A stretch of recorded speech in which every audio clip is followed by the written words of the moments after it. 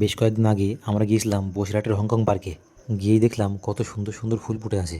অনেক রকমের ফুলের গাছ ছিল সেখানে, কিন্তু কসমস ফুলের গাছটা দৃষ্টি আকর্ষণ করলো। বড় বড় সব গাছে কত রং বেরঙের ফুল ফুটেছিল, একেবারে রামধনুর মতো। বেশ লাগছিল ফুলগুলো দেখতে।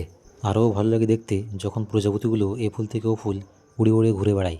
ফুলের সৌন্দর্যে প্রজাপতিও আকৃষ্ট হয়। ফুল ছাড়াও অনেক উদীয়মান ফুলের কুড়ি ছিল, যেগুলো ভবিষ্যৎ সৌন্দর্যের প্রতীক হিসেবে কাজ করবে।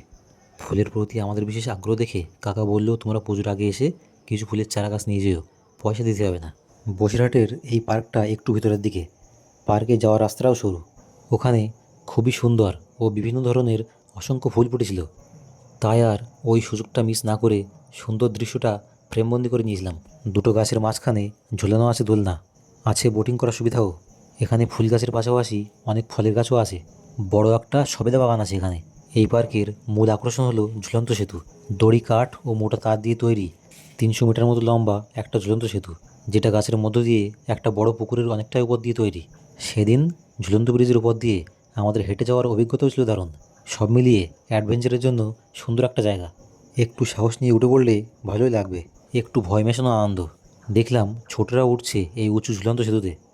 বসিরহাটের এই হংকং পার্ক একটা বিকেল কাটানোর জন্য সুন্দর একটা জায়গা।